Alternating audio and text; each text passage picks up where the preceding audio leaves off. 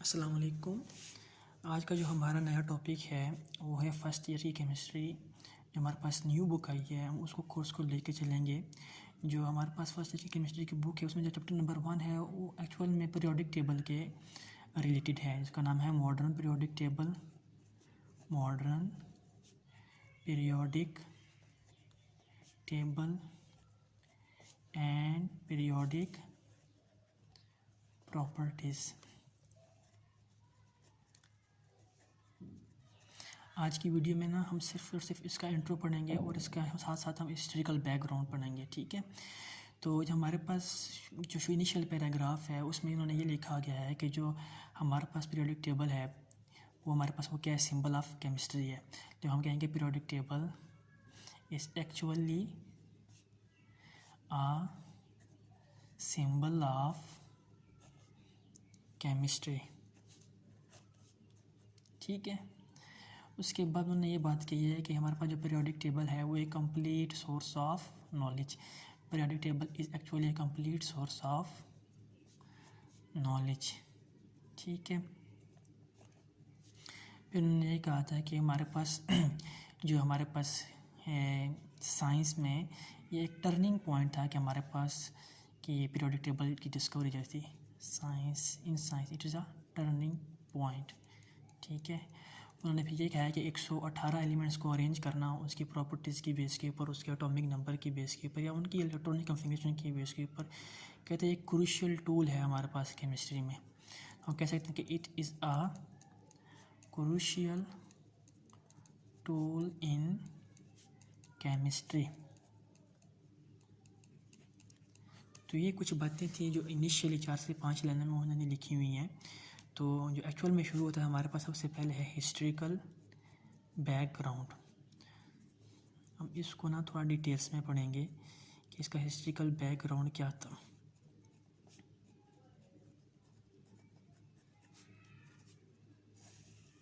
ठीक है।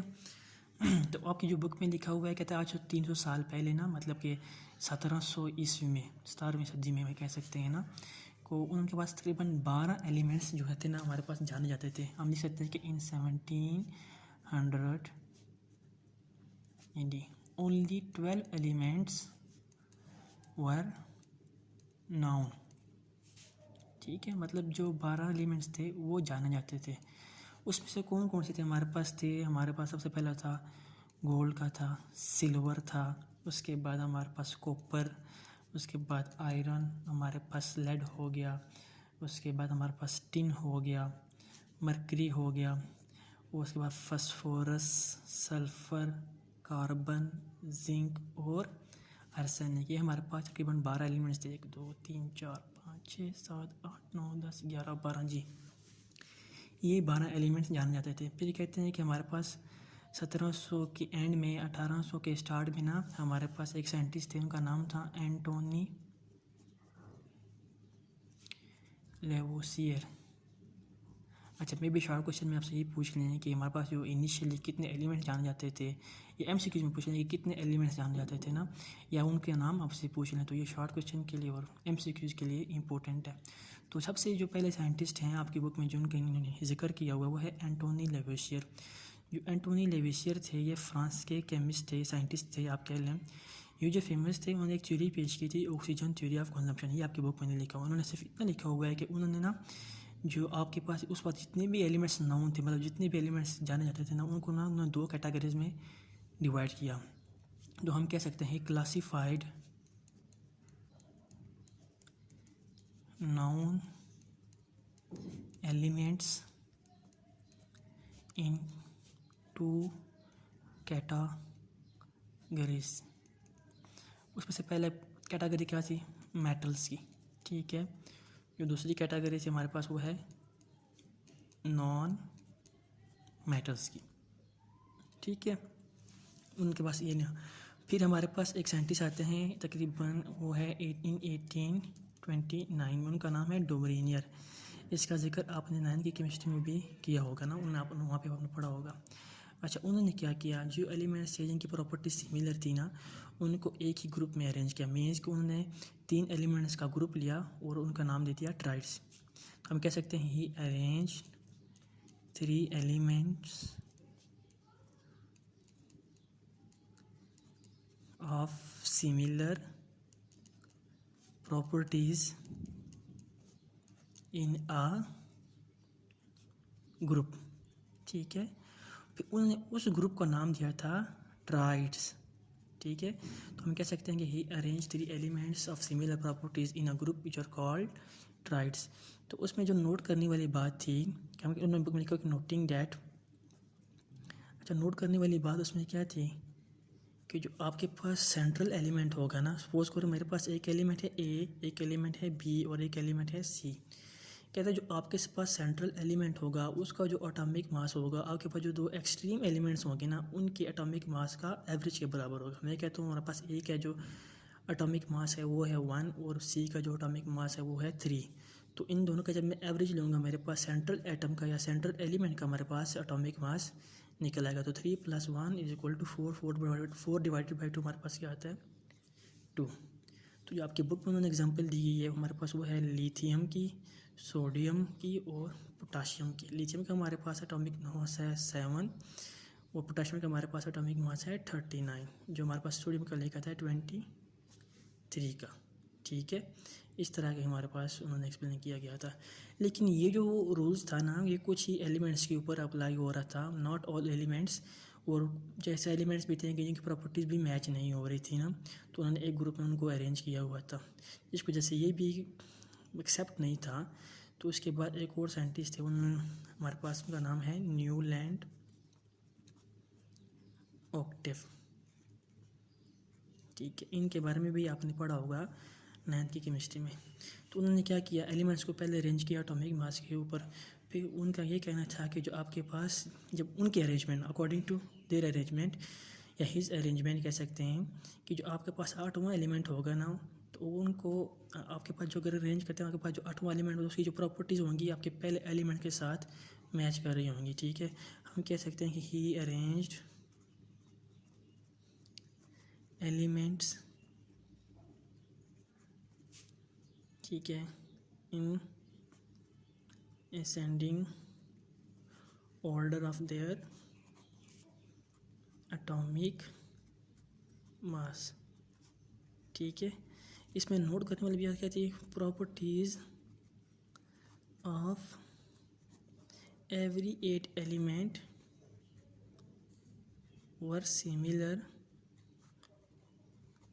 To first one. ये उनका कहना था। लेकिन ये कुछ ही एलिमेंट्स के ऊपर अप्लाई हो रहा था, मोस्टली एलिमेंट्स के ऊपर ये भी अप्लाई नहीं हो रहा था। और उन्होंने एक ऐसी चीज़ भी की थी कि एक ही जगह पे ना दो एलिमेंट्स को प्लेस कर दिया था, जिसकी वजह से ये भी एक्सेप्ट नहीं था। फिर हमारे पास आए थे साइंटिस्ट जिनका नाम था मेंडलीव पीरियोडिक टेबल। मेंडलीव, अच्छा मेंडलीव ने क्या किया था, इनके 1863 में इन्होंने इसके ऊपर काम किया। तो उन्होंने मेंडलीव जो थे इनको कहते हैं कि फादर ऑफ पीरियोडिक टेबल। ठीक है, ये मेंडलीव थे, एक जीनियस साइंटिस्ट थे, केमिस्ट थे, रशियन केमिस्ट थे।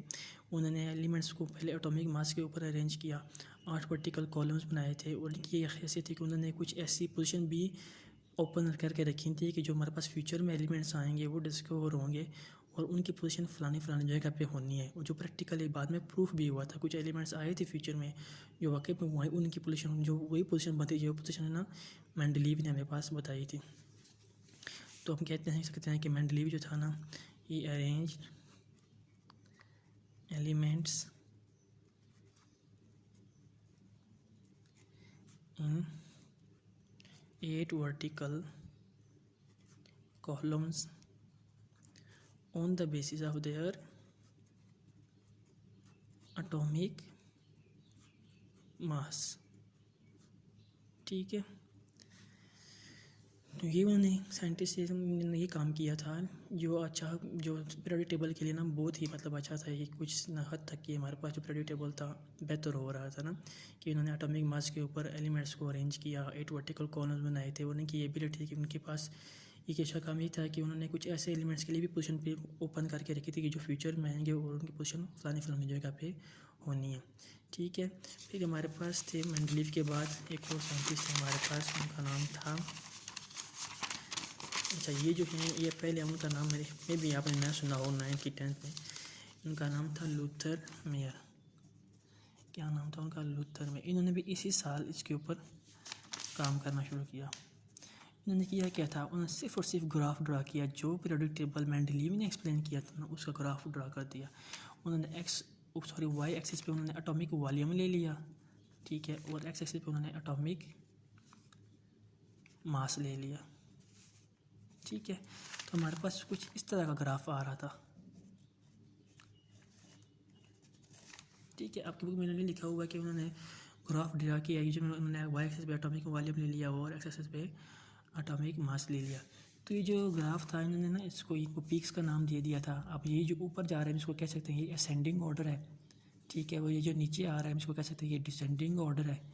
और हमारे पास ये जो नीचे वाले स्पॉट्स हैं इसको कह सकते हैं हमारे पास के ट्रॉफ्स हैं, ठीक है। इन्होंने कहा जो हमारे पास असेंडिंग ऑर्डर ये पीक्स हैं, सॉरी हमारे पास ये हैं ये जो ऊपर जा रहा है हमारे पास असेंडिंग ऑर्डर, ये जो कॉर्नर है इसको क्या कह सकते हैं, पीक्स को कह सकते हैं, ठीक है। पीक्स में मैं क्या बताते हैं, जो ग्रुप 1 के एलिमेंट्स हैं अल्कली मेटल्स के बारे में बता रहा था, ठीक है। ये हमें अल्कली मेटल्स के बारे में बताता है। उसके बाद आपके पास असेंडिंग ऑर्डर है, ये हमें बताता है हैलोजेंस के बारे में, जो हमारे पास फ्लोरीन, क्लोरीन और ब्रोमीन बताते हैं। उसके बाद हमारे पास जो डिसेंडिंग ऑर्डर है ये हमारे पास क्या बता रहा होता है, अल्कलाइन अर्थ मेटल्स के बारे में बता रहा होता है, ठीक है। ये आपकी बुक में नहीं है, ये एक्स्ट्रा इन्फॉर्मेशन के लिए बता रहा हूँ। और आपके पास जो ट्रफ्स हैं ये हमें क्या बता रहे होते हैं, डी ब्लॉक के एलिमेंट्स बता रहे होते हैं, ठीक है। ये लूथर मेयर ने काम किया था, ठीक है। जो एक्चुअल में वर्क था वो मेंडलीव का था। उन्होंने एलिमेंट्स को एटॉमिक मास के ऊपर अरेंज किया था, उनके रिएक्शंस करवाए थे, जिनके फार्मूले सिमिलर आ रहे थे, उनके वैलेंसी सिमिलर आते, उन्होंने एक ग्रुप में उन्होंने उसको अरेंज कर दिया था, ठीक है। फिर लास्ट में ना 1913 में हेनरी मोजले ने काम किया था इसके ऊपर, ठीक है। उनका नाम था हेनरी मोजले, ठीक है। हेनरी मोजले ना एक्सरे स्पेक्ट्रोस्कोपी को ना यूटिलाइज करते हुए हर एलिमेंट का एक स्कोपी को यूटिलाइज करते हर एलिमेंट का एक एटॉमिक नंबर मतलब डिस्कवर किया। जब उन्होंने एटॉमिक नंबर को डिस्कवर किया तो हमारे पास उन्होंने फिर एक ग्राफ ड्रा किया, ठीक है। उन्होंने वाई एक्सिस पे फ्रीक्वेंसी ली और एक्स एक्सिस पे हमारे पास एटॉमिक नंबर था।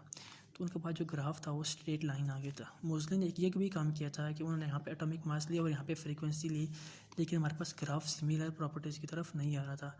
आपको याद हो, अगर आप 9th केमिस्ट्री में पढ़ा हो तो उन्होंने जो मेंडलीव की स्टेटमेंट थी उनकी ये थी कि प्रॉपर्टीज़ ऑफ द एलिमेंट और periodic function of their atomic mass, कि जितने भी एलिमेंट्स हैं पीरियोडिक टेबल में उसकी प्रॉपर्टीज़ किस पर डिपेंड कर रही होती हैं, एटॉमिक मास। अगर प्रॉपर्टीज़ पर डिपेंड करती हैं तो हमारे पास ग्राफ जो थी ना वो स्ट्रेट लाइन आनी चाहिए, लेकिन जब मोजले ने इसको ग्राफ ड्रा किया वो हमारे पास स्ट्रेट लाइन नहीं आ रहा था। लेकिन तो मोजले ने जब इसको एटॉमिक नंबर के ऊपर ड्रा किया तो हमारे पास जो ग्राफ था वो स्ट्रेट लाइन आ रहा था। जिसके बाद मोजले ने ये कहा था कि जो प्रॉपर्टीज़ ऑफ द एलिमेंट्स होती हैं ना वो किस पे डिपेंड कर रही होती हैं, एटॉमिक नंबर के ऊपर, ना कि एटॉमिक मास के ऊपर, ठीक है। तो ये स्टेटमेंट आपके बुक में लिखी हुई है,